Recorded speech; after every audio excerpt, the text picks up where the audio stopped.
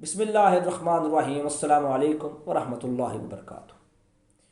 میرے پیارے بھائیوں، آج ہم سرکار دو عالم سید الانبیاء حضرت محمد صلی اللہ علیہ وآلہ وسلم کی شان اور ان کے فضائل اور ان کے مناقب کو پڑھیں گے۔ ہم نہ تو آج اس کی تشریح کریں گے نہ ان کی تفسیر کریں گے، بلکہ ان احادیث کو انہی الفاظ کے ساتھ ان کی لذت کو محسوس کرنے کی کوشش کریں گے۔ تو جو سب سے پہلی حدیث ہے وہ حضرت ابو ہریرہ رضی اللہ تعالیٰ عنہ سے ہے۔ وہ کہتے ہیں کہ قال رسول اللہ صلی اللہ علیہ وآلہ وسلم، کہ رسول اکرم صلی اللہ علیہ وآلہ وسلم نے فرمایا کہ میں اولاد آدم کے بہترین طبقات میں سے ہوتا ہوا اس طبقے میں پہنچا ہوں جس میں پیدا ہوا۔ حضرت واصلہ بن اسقا بیان کرتے ہیں کہ میں نے رسول اللہ کو فرماتے ہوئے سنا کہ اللہ نے اولاد اسماعیل سے کنانہ کو منتخب فرمایا، کنانہ میں سے قریش کو، قریش میں سے بنو ہاشم کو، اور بنو ہاشم میں سے مجھے منتخب کیا۔ یہ وہ جواب ہے ان لوگوں کے لیے جو مجھ سے ایک دن کہہ رہے تھے کہ یار آپ ثابت کریں کہ سرکار دو عالم صلی اللہ علیہ وآلہ وسلم اللہ کے محبوب ہیں۔ ویسے تو یہ سوال بڑا بوگس ہے، لیکن پھر بھی یہ سوال، یہ حدیث جو ہے یہ ان کے سوال کے لیے بہترین جواب ہے۔ اسی طرح ابو ہریرہ رضی اللہ تعالیٰ عنہ فرماتے ہیں کہ رسول اکرم صلی اللہ علیہ وآلہ وسلم نے فرمایا کہ روز قیامت آدم کی اولاد کا سردار میں ہوں گا۔ سب سے پہلے مجھے قبر سے اٹھایا جائے گا، سب سے پہلے میں سفارش کروں گا اور سب سے پہلے میری ہی سفارش قبول کی جائے گی۔ اور اسی طرح روایت ہے صحیح مسلم میں کہ حضرت انس رضی اللہ تعالیٰ عنہ روایت کرتے ہیں کہ رسول اکرم صلی اللہ علیہ وآلہ وسلم نے فرمایا کہ روز قیامت تمام انبیاء سے زیادہ میرے امتی ہوں گے اور باب جنت پر سب سے پہلے دستک میں دوں گا۔ اسی طرح حضرت انس روایت کرتے ہیں کہ رسول اکرم نے فرمایا کہ قیامت کے دن جنت کے دروازے پر آؤں گا اور اس کے کھولنے کا مطالبہ کروں گا تو محافظ پوچھے گا آپ کون ہیں؟ میں کہوں گا محمد صلی اللہ علیہ وآلہ وسلم۔ وہ عرض کرے گا آپ ہی کے متعلق مجھے حکم دیا گیا تھا کہ آپ سے پہلے کسی کے لیے اس دروازے کو نہ کھولا جائے۔ سبحان اللہ، سبحان اللہ، کیا بات ہے۔ انس بن مالک رضی اللہ تعالیٰ عنہ بیان کرتے ہیں کہ رسول اللہ نے فرمایا میں جنت میں داخلے کے لیے سب سے پہلے سفارش کروں گا۔ تمام انبیاء سے میری تصدیق کرنے والے زیادہ ہوں گے، یعنی میرے امتی زیادہ ہوں گے۔ بلا شبہ انبیاء میں سے کوئی ایسا نبی ہوگا جس کی اس کی امت میں سے صرف ایک آدمی نے تصدیق کی ہوگی۔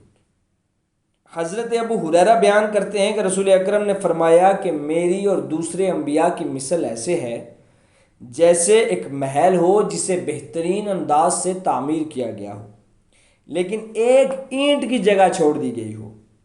دیکھنے والے اس کے گرد چکر لگاتے ہوں اور اس اینٹ کی جگہ کے علاوہ اس کے حسن تعمیر پر تعجب کرتے ہوں، تو یاد رکھو وہ اینٹ میں ہوں جس نے اس جگہ کو پورا کیا اور میرے ساتھ ہی تعمیر مکمل ہو گئی۔ یہ کون سی تعمیر مکمل ہو گئی؟ یہ خاتم النبیین پر دلیل ہے کہ سرکار دو عالم صلی اللہ علیہ وآلہ وسلم اللہ کے آخری نبی ہیں۔ اور یہ حدیث جواب ہے ان لوگوں کے لیے جو سرکار دو عالم صلی اللہ علیہ وآلہ وسلم کے آخری نبی ہونے پر شک کرتے ہیں۔ یہ حدیث ایسی ہے جو آپ کو ہلا کے رکھ دے گی، اندر سے جھنجھوڑ کے رکھ دے گی۔ ابو ہریرہ بیان کرتے ہیں کہ رسول اللہ نے فرمایا کہ تمام انبیاء کو معجزات عطا کیے گئے جن کے مطابق انسان ان پر ایمان لائے، اور جو مجھے عطا کیا گیا وہ وحی ہے، یعنی قرآن۔ اللہ نے میری طرف وحی بھیجی، میں امید کرتا ہوں کہ روز قیامت ان انبیاء سے میرے امتی زیادہ ہوں گے۔ سرکار کا معجزہ کیا ہے؟ قرآن۔ سرکار کا معجزہ کیا ہے؟ قرآن، جو قیامت تک قائم رہے گا۔ یہ فضیلت کسی نبی کو حاصل نہیں ہے کہ ان کا کوئی معجزہ قیامت تک قائم رہے۔ سرکار دو عالم صلی اللہ علیہ وآلہ وسلم کا معجزہ وحی ہے، یعنی کہ قرآن۔ سبحان اللہ۔ حضرت جابر بیان کرتے ہیں کہ رسول اکرم نے فرمایا مجھے 5 چیزیں عطا کی گئی ہیں جو مجھ سے پہلے کسی کو عطا نہیں کی گئی۔ 1 مہینے کی مسافت سے روب کے ذریعے میری مدد کی گئی، تمام زمین میرے لیے سجدہ گاہ اور پاک بنا دی گئی۔ میری امتی کو جہاں بھی نماز کا وقت ہو جائے تو وہ وہیں نماز پڑھ سکتا ہے۔ میرے لیے مال غنیمت حلال کیا گیا جبکہ مجھ سے پہلے وہ کسی کے لیے حلال نہ تھا۔ مجھے شفاعت عطا کی گئی اور ہر نبی اپنی اپنی قوم کے لیے مبعوث کیا جاتا تھا، جبکہ مجھے عمومی طور پر تمام انسانوں کے لیے مبعوث کیا گیا ہے۔ تمام مسلمانوں کے لیے نہیں، تمام انسانوں کے لیے۔ سرکار دو عالم کی ذات ہدایت کا سرچشمہ ہے تمام انسانوں کے لیے۔ سبحان اللہ۔ حضرت سعد سے روایت ہے کہ رسول اکرم صلی اللہ علیہ وآلہ وسلم بنو معاویہ کی مسجد کے پاس سے گزرے تو آپ اس میں تشریف لے گئے۔ آپ نے وہاں 2 رکعتیں پڑھیں اور ہم نے بھی آپ کے ساتھ پڑھیں۔ آپ صلی اللہ علیہ وآلہ وسلم نے اپنے رب سے ایک طویل دعا کی۔ جب اس سے فارغ ہوئے تو فرمایا میں نے اپنے رب سے 3 چیزیں مانگی تھیں تو اس نے مجھے 2 عطا فرما دیں اور ایک سے مجھے روک دیا۔ میں نے اپنے رب سے سوال کیا تھا کہ وہ میری امت کو قحط کے ساتھ ہلاک نہ کرے۔ آج سے 1400 سال پہلے سرکار دو عالم صلی اللہ علیہ وآلہ وسلم ہماری فکر میں تھے۔ ان کو اس وقت بھی ہماری فکر تھی۔ وہ کہتے ہیں کہ میری امت پر کوئی ایسا وقت نہ آئے کہ وہ قحط سے مر جائے، تو اللہ نے یہ مجھے عطا فرما دی۔ پھر میں نے یہ سوال کیا کہ میری امت کو غرق کے ذریعے ہلاک نہ کرے، کہ ایسا سیلاب نہ آئے جیسے نوح کے زمانے میں سیلاب آیا تھا، وہ تمام امت جو تھی وہ غرق ہو گئی تھی، تو میری امت پر کبھی ایسا وقت نہ آئے، تو اس سے قبول کر لیا گیا۔ پھر میں نے اس سے سوال کیا کہ وہ ان میں باہم لڑائی پیدا نہ کرے، تو اس سے مجھے روک دیا گیا۔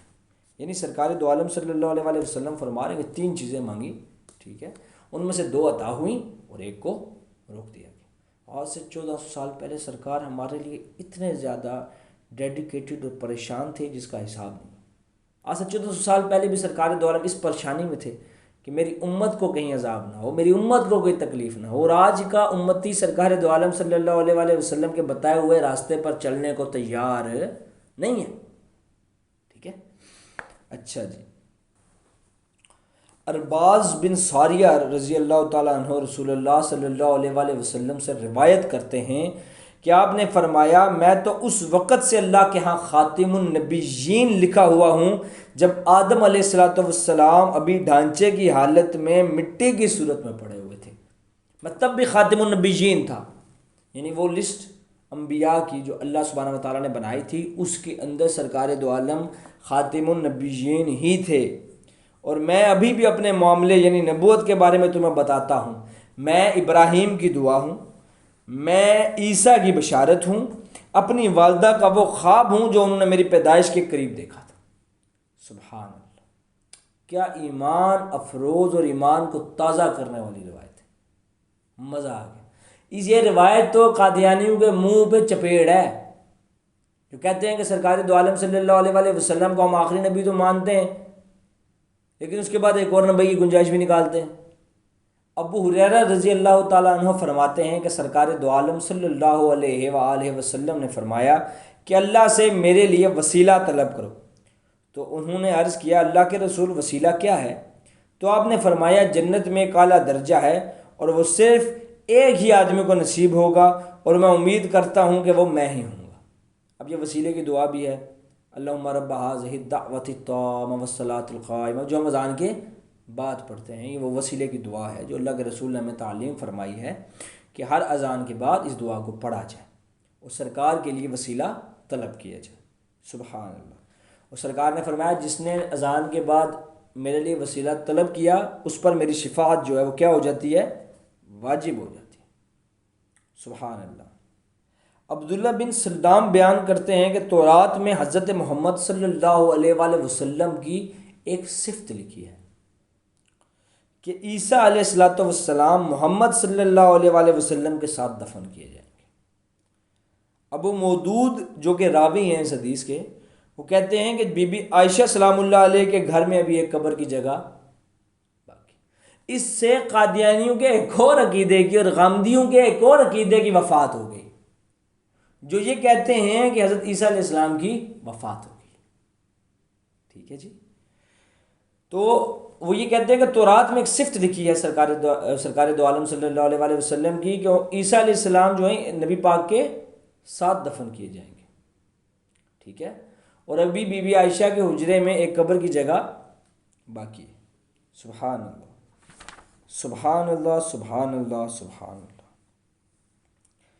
اور آخر میں صرف ایک روایت میں پڑھ کے اپنی آج کی اس چھوٹی سی نشست کو ختم کروں گا کہ سرکار دو عالم صلی اللہ علیہ وآلہ وسلم نے فرمایا کہ میرے بہت سے نام ہیں، میں محمد ہوں، میں احمد ہوں، میں ماہی ہوں، اللہ میرے ذریعے کفر کو مٹا دے گا، میں حاشر ہوں کہ تمام لوگ میرے بعد اٹھائے جائیں گے، اور میں عاقب ہوں، اور عاقب وہ ہوتا ہے جس کے بعد کوئی نبی نہیں ہوتا۔ مطلب آج ہم فضائل بیان کرنے بیٹھے ہیں سرکار دو عالم صلی اللہ علیہ وآلہ وسلم کے، تو کیسے ہو سکتا ہے کہ ہم نبی پاک صلی اللہ علیہ وآلہ وسلم کی ختم نبوت کی بات نہ کریں؟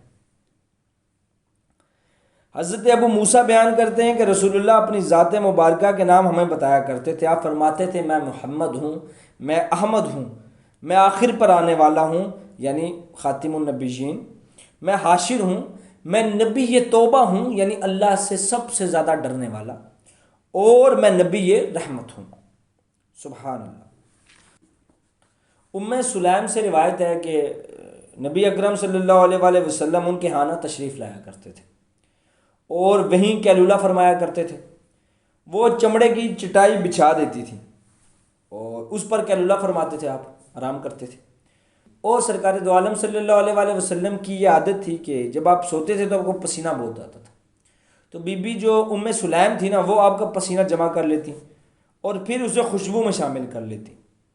تو نبی اکرم صلی اللہ علیہ وآلہ وسلم نے فرمایا ام سلیم یہ کیا ہے؟ تو انہوں نے عرض کیا کہ آپ کا پسینہ ہے، ہم اسے اپنی خوشبو کے ساتھ ملا لیتے ہیں، آپ کا پسینہ ایک بہترین خوشبو ہے۔ اور ایک دوسری روایت میں آتا ہے کہ انہوں نے عرض کی کہ اللہ کے رسول ہم اس کے ذریعے اپنے بچوں کے لیے برکت حاصل کرتے ہیں۔ سبحان اللہ۔ تو میرے بھائیو آج کے لیے محض اتنا ہی۔ اللہ ہمیں سرکار دو عالم صلی اللہ علیہ وآلہ وسلم کے حقیقی فضائل اور مناقب سمجھتے ہوئے ان کی اطاعت کرنے کی توفیق عطا فرمائے، اور ان کے بہترین معجزے یعنی اللہ کی وحی یعنی کہ قرآن پاک کو سمجھنے، پڑھنے اور اس پر عمل کرنے کی توفیق عطا فرمائے۔ صحابہ اور اہل بیت کی محبت ہمارے دلوں میں راسخ فرمائے، اور کوئی بات اگر ہم سے اس ویڈیو کو بناتے ہوئے ہم سے غلطی ہو، سرزد ہو گئی ہو، تو اللہ ہمیں درگزر فرمائے۔ وما علینا الا البلاغ المبین۔